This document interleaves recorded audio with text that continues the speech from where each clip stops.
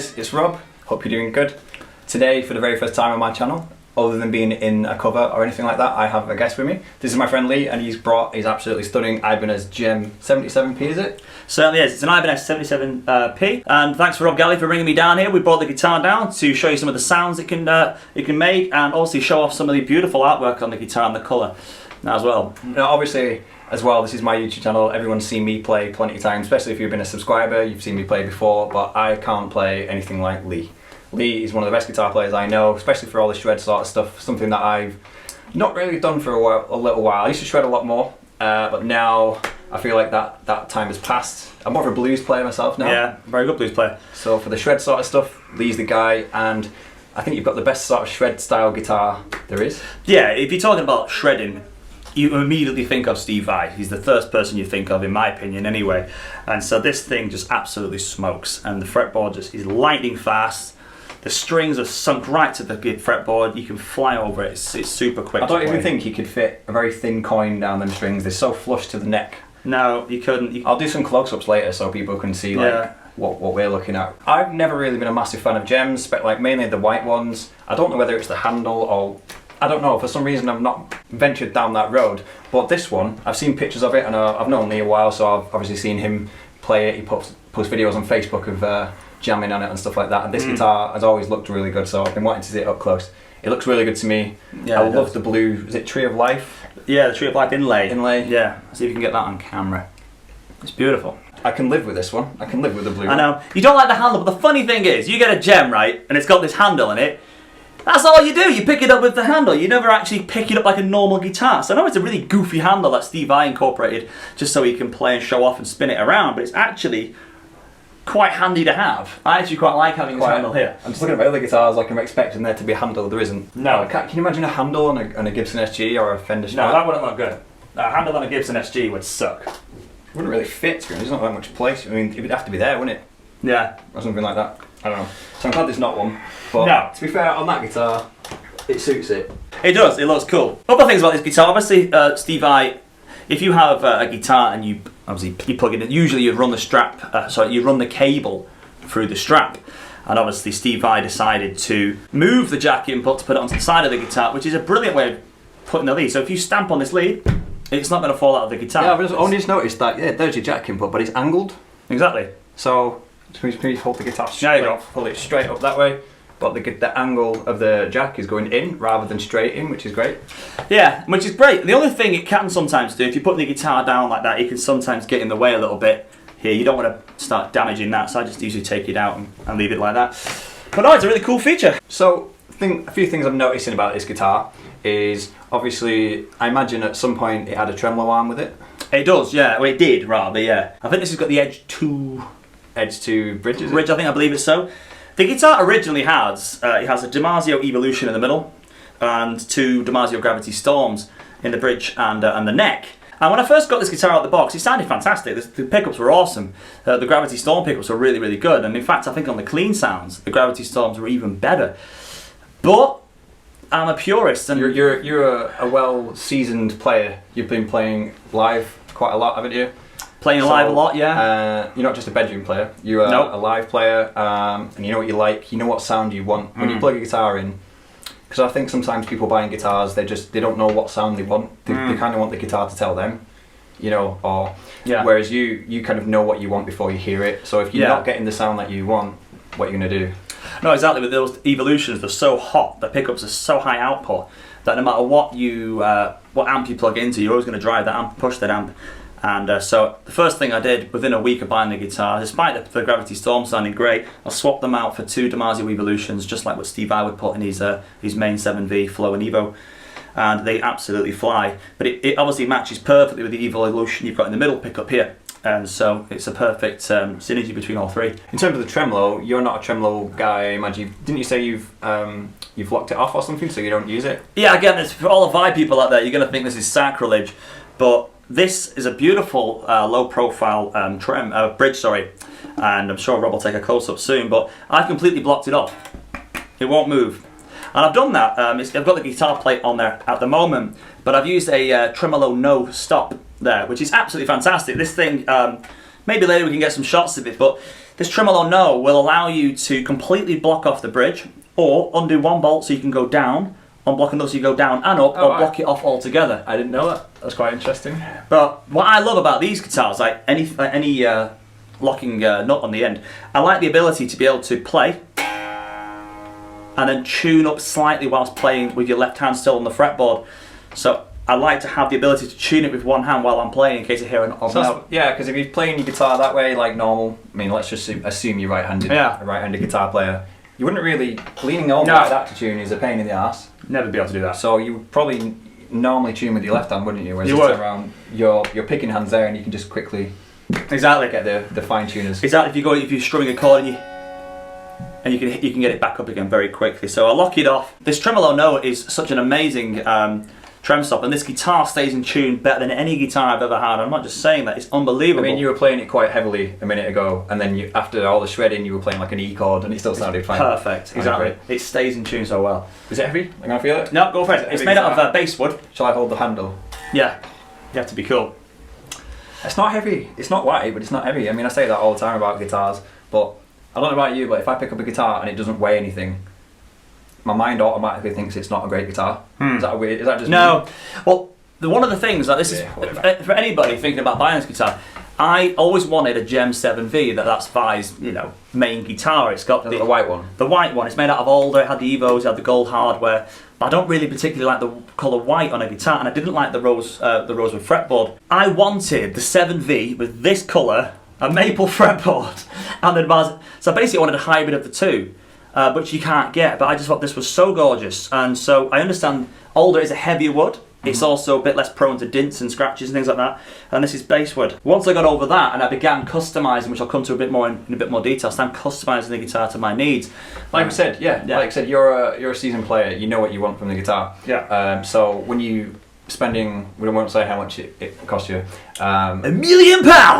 By the way, in terms of specs and stuff like that, we're not entirely sure. We had a quick look online. I know you knew before you bought it, and since then you've slept, so you forgot them. But in terms of specs, we'll put them in the description, or we'll flash them up on screen when we can actually have a look. That's right. More about it. But in terms of specs of your guitar, yours is going to be a little bit different because you've changed certain things about it. Yeah. We've already talked about the pickups. You've changed them to Evos. Yeah. From Gravities. Exactly. In terms of tonality, that's the only thing that's going to be different. It's just the pickups are Evos. Yeah. And obviously, so you've changed the pickups and you've put a Tremolo No on it, so you've stopped the tremolo from basically being functional. I know people are always going, what? No whammy bars, no dive bombs. Sorry guys, maybe next video. I would probably do the same thing if I had the guitar. I'm not a massive tremolo player. I mean, I don't mind when people use a tremolo for like subtle sort of vibrato, but like full on that sort of stuff, it can be pretty intense. Unless you're Steve Vai. But then then he knows what he's Obviously he's got that. What else have you done? Didn't you say something you've done to the neck? Yeah, well, that's one thing I found out. When I went to play this guitar, I played it 1,000,000 times before I actually bought it. And I was always sat down at the time. And I finally bought it. I got it home and I stood up and I realised how wide the neck profile compared to like an RG 550 or 1550 or an Ibanez 7V. The neck's quite wide. Or even, you're also a Strat player as well, aren't you? Yeah. I don't know if you play it as much, but you used to play. Yeah, I do. I play, yeah. Strat. I'm a Strat guy as well, so you're kind of used to that neck. Well, a Strat has got kind of like a narrower, but like a kind of a more rounded, fatter neck. Yeah. This was a very flat neck, so it's very flat, but then it's quite wide, and I'm talking width between the top and the bottom E. And so I found when I first got the guitar, I was struggling to play off power chords or do big chords while stood up because I didn't realise how wide the neck was. But that was one of the things that made it shred so quickly. Yeah. So you've changed that. How have you changed it? Well, I took some sandpaper to it. Don't do that to your new Ibanez. Don't do that. That's crazy. So you spent a lot of money and then butchered it. Yes. Wow. Don't do that. But I've done it to all my guitars because I'm a bit fussy that way. I remember buying my Gibson SG. And the day after, I put brand new strings on it, and even just restringing it, I was scared to restring it. I've restringed it hundreds of times, but like because the guitar was so much money, actually doing it, I was like, oh, I hope I don't break this. And there's you buying your guitar, putting sandpaper on it. So basically, what I did, I took the neck off of these 4 bolts on the back. So I'm just looking at the camera so you can see it. I took the neck off of these 4 bolts on the back, and I basically took some sandpaper. Initially, it was quite heavy grain to the back of the neck. And then I eventually just kind of went to a thinner paper and a thinner paper, and I must have sanded the neck down by about 1 millimetre or 2. And what that from the back there, in it, the whole all over, yeah. But you'd never know. I've not put any lacquer on it or anything like that. What's that bit there? Is that a little bit of a smudge? That was me. Yeah. So don't butcher your... There's a tiny splodge of something, I don't know. There's a tiny mark there from... See that? There. The tiny mark from removing that, but I can touch that up, that's fine. And you know this is my guitar because there's a little Ferrari logo there. So you need the Ferrari logo. You're even though you've got a Steve Vai guitar, I would say that you're a very Malmsteen influenced player. I love Yngwie. So you've got your Steve Vai guitar, but you've got your little bit of Yngwie on it with a Ferrari logo. Yeah. All I need now is a Les Paul. Is that wild? Is that wild? Okay. Put some rings on it or something on that. It's worth showing. The back of the guitar obviously is the front has got this really nice graphic on it, but the back's just black. Just plain black. Is it a Wizard neck? Wizard 2 is it?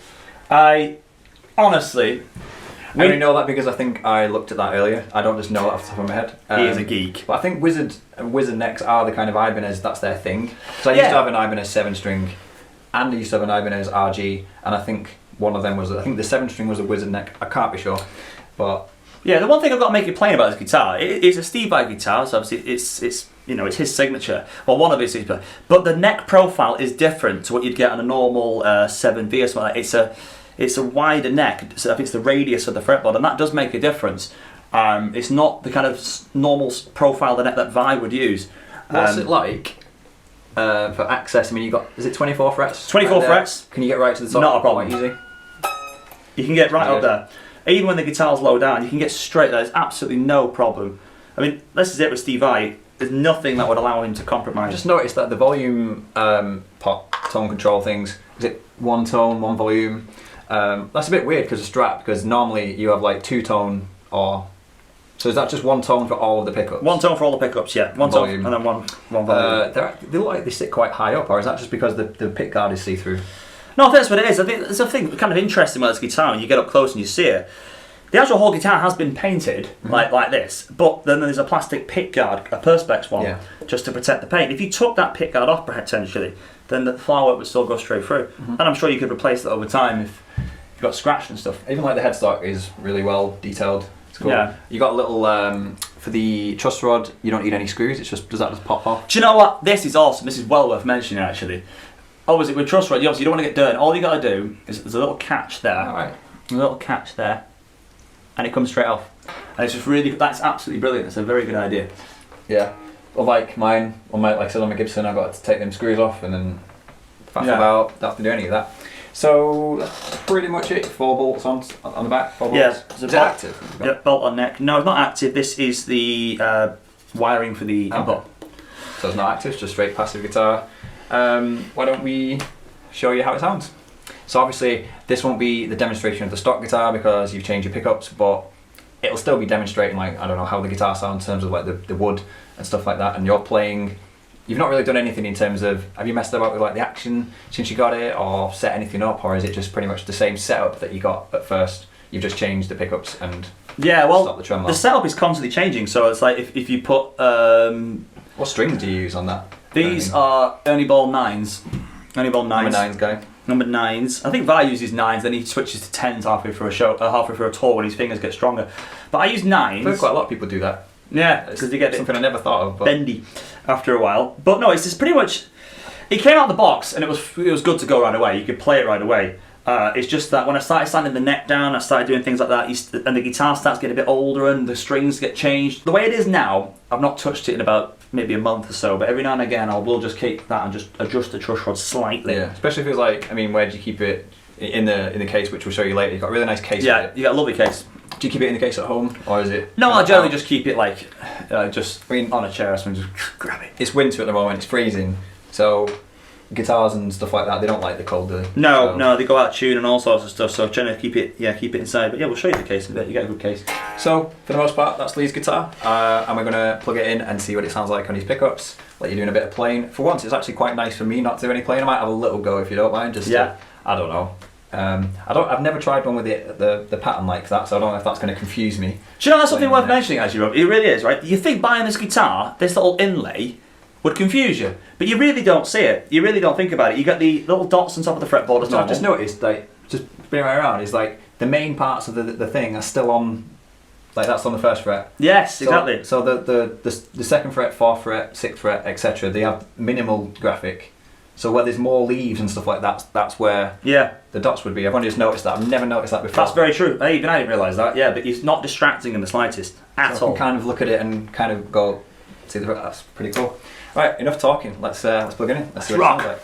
I know people want to hear Lee play a bit more shred, a bit more Vai type stuff. If you're looking for this video for this guitar, then I assume you're into Vai playing and shredding and stuff like that. But just skip to the next. It's worth giving attention to the clean tones because you've been playing about and it actually sounds really good. So let's just go through a clean demonstration. My chair was sinking, sorry about that. I'm going to use my GoPro and try and get a little bit more of a close-up because that's quite far away. Yeah, I'll run you through it. So I'm going to start on the neck position. I remember this is a Damasio Evolution pickup, but importantly it's still being played on an Ibanez 77P. So this is the neck position.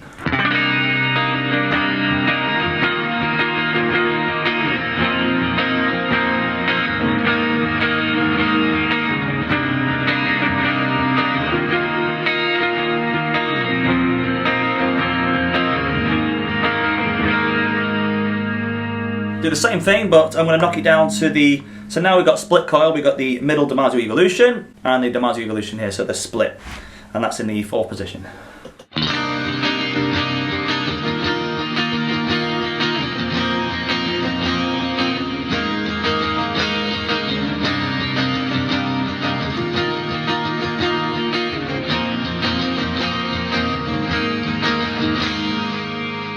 Now I'm going to flick down into the middle position. This is another Damasio Evolution single coil.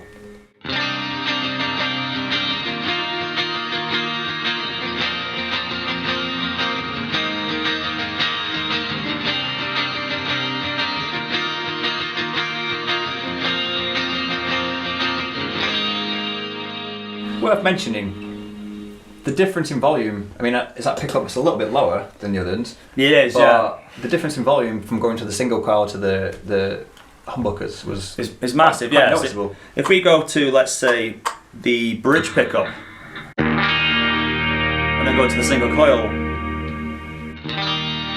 there's a huge difference. There's no alteration in terms of the recording, that is literally just Lee playing and switching pickups. I would never use the single coil just on its own. Very, very rarely. I would always either have it in the full neck, sorry, full bridge position, the full neck position, or either the split coil between. I never just play it in the middle because it is too low. Me either, really. Here's position 2. This is the single coil and the bridge pickup.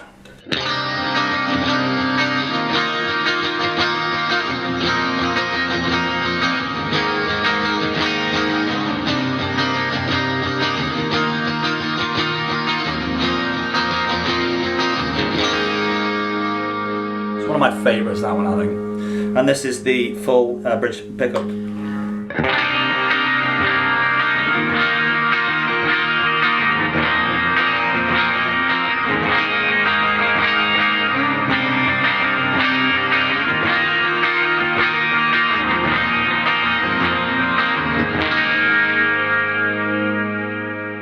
you want to give us a bit more? Yeah, I think clean playing. I'm going to stop with that camera. Yeah, just go play general things. Just make something up now, but flick between the pickups as I would do. Yeah, just have a jam.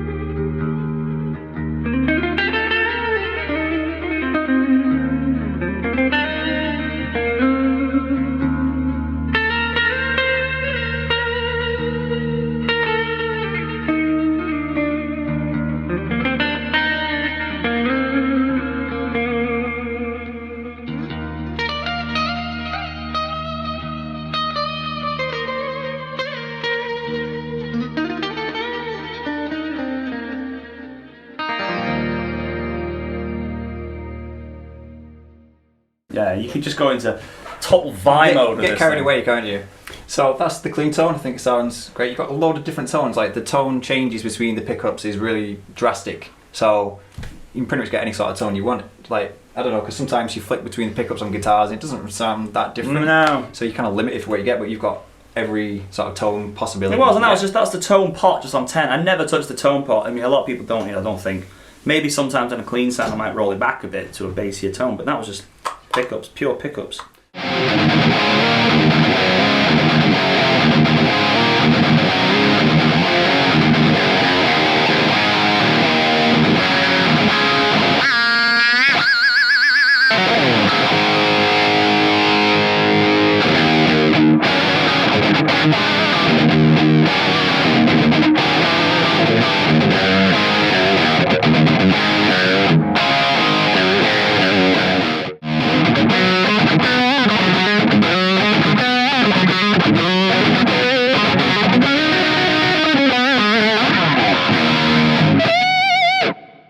I can hear it coming out of the speakers, I can also really hear the notes that you're playing with your pick. It's quite loud, which is not a bad thing, that's just your style. Yeah. And I think that pick noise is actually what gives it a good bluesy tone as well. I couldn't afford an amplifier when I was young, so I had to play really loud. No, not really. But no, it's all about string attack, I think, as well. It's not just a case of...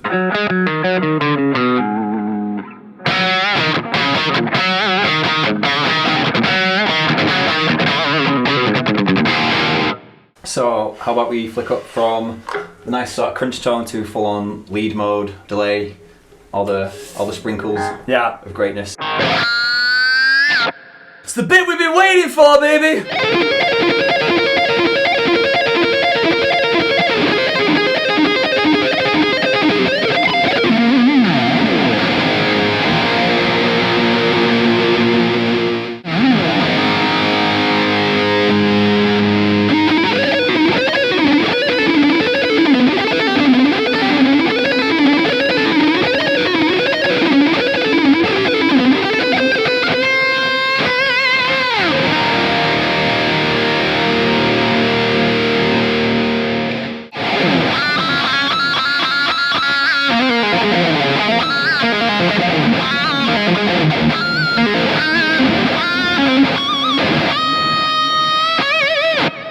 Those pickups just scream, don't they?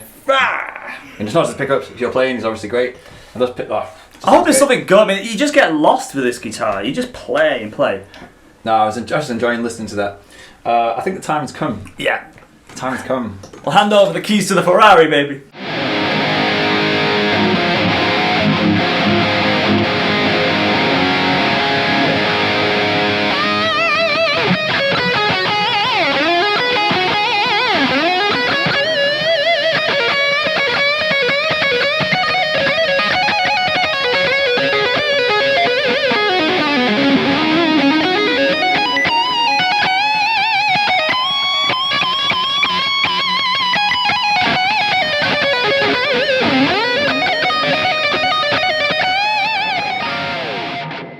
This guitar has made it's changed him.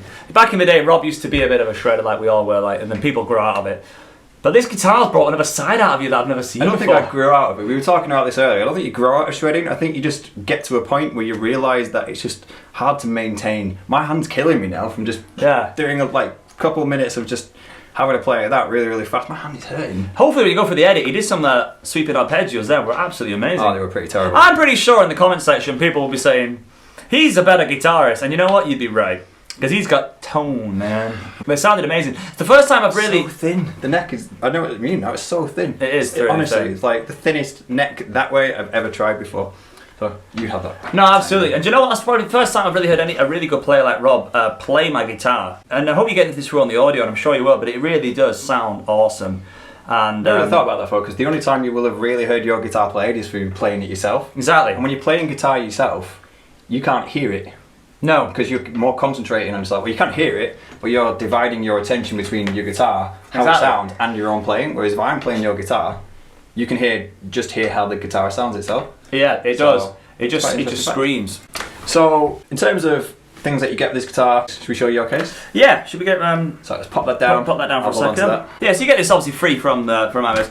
The cool thing about it, Ibanez in the old days, well, I don't know if they still do or not, they used to give you like a really heavy plasticky hard case, which is obviously great because it's very secure, but nowadays you get this. On the outside you got two big pockets, and that's obviously just for all your guitar. It's a hard case. It is hard. It's a hard case. It's a hard, soft case. It's like a soft, hard case. Yes. Yeah. So it's not like a big plastic kind of coffin thing that you used to get. It's very light. So obviously here you get two pouches to put all your cables and things, maybe your pedals, tuners, things like that.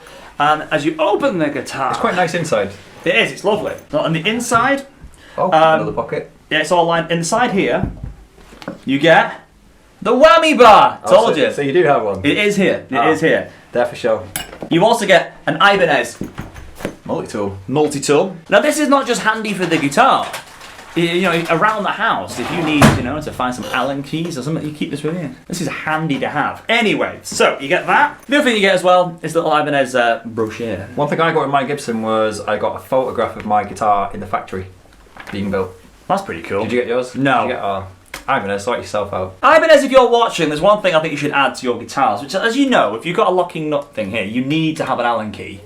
Where do you put the Allen key? Now, some people just put a little thing on the back, but I think Ibanez, it'd be a cool idea to have something that's kind of sits nice and flush, not in the way, or a small little thing, just so you like can a have little Allen key holder. Like an Allen key holder, yes. That's a great idea. Is there anything else as someone who's only got this guitar like a year? About a year now, About year and a bit, year, a few months. And you've been playing a long time, so in terms of that guitar, if anyone interested in maybe getting one of these things, what would you say is any negatives about it? What don't you like? The thing for me was getting used to the neck. It's quite a wide neck. Yeah. Now when you sat down in the... Not anymore. No. Well, the neck is still wide, like that, but it's narrower so you can get your hands around it. But if you're playing this, I think this is a really top tip for people out there looking to buy a guitar. When you go to the guitar store, don't just sit down and play the guitar. Ask for a strap, stand up and play it like you would normally do it. That's a good point. Because I made that mistake, and you go home and you start standing up and try to play along, and you Everything feels different when you stood up. Anything else? Worth the money? Is it worth the money? I think... There's a pause there. I asked the question and there's a hesitation. Because I spent maybe, what, £1,100 on the guitar. I spent another £200 on the pickups. Okay, I sold the old ones and got that back. I was going to ask you actually what you did with the old ones, because I know that you said you swapped the pickups, but the original pickups were also blue. You didn't just buy blue pickups for this guitar. No, you can buy blue Evolution pickups in the guitar if you want to do that. I know, I'm just the way I am. So I took it to somebody near me who can do fret dressing, which is where they file the frets down to make them perfect. And it was almost perfect. They told me there was just a couple that maybe you could argue they just kind of skimmed over them. So I put a bit on that. I've done that with all my guitars, and it's amazing the difference. You said that these strings feel really light. I can't believe how light they feel for 9s. I would have said, if you hadn't told me that they were 9s, I would have guessed they were at least 8s. Exactly. But when the frets are perfect like that, and then you get the action so low, you get that kind of fast playing. Oh, there's two other things we didn't mention as well. On the back of the neck, you got this really cool kind of like little walnut stripe all the way down. You see that? All the way down. It runs right through the guitar. See that? That's pretty cool. But that's the Ibanez 77P. Go down to your local guitar store, try it, and they'll probably have to throw you out the building because they'll be closing.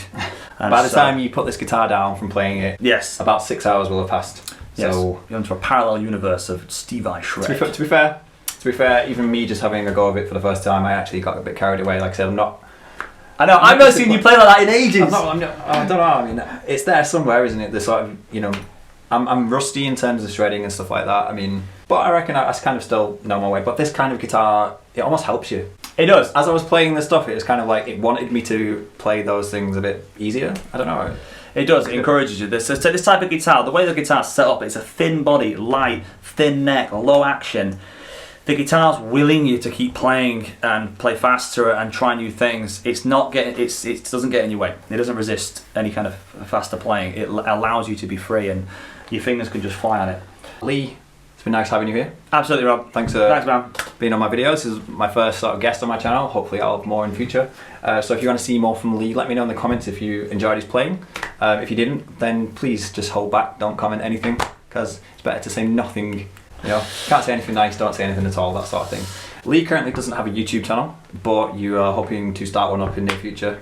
Yeah, exactly. Yeah. It's been a lot of fun doing this with you, Rob. You post quite a lot of videos on Facebook, little funny skits and stuff like that that you make. You're a good personality. So if and when Lee gets his YouTube channel running, I'll link it in the description below. So hopefully if you see a link to Lee's channel below, go and click it and give him a subscribe. And hopefully this has encouraged him, and if anybody has any nice comments for him, it'll encourage him to make more videos and more demonstrations or whatever. But yeah, Lee, would you recommend this guitar? I would.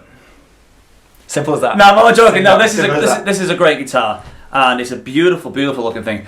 The one thing that we haven't spoken about this guitar is just the way it looks. I think we have said it, but we can't say enough. But it looks great.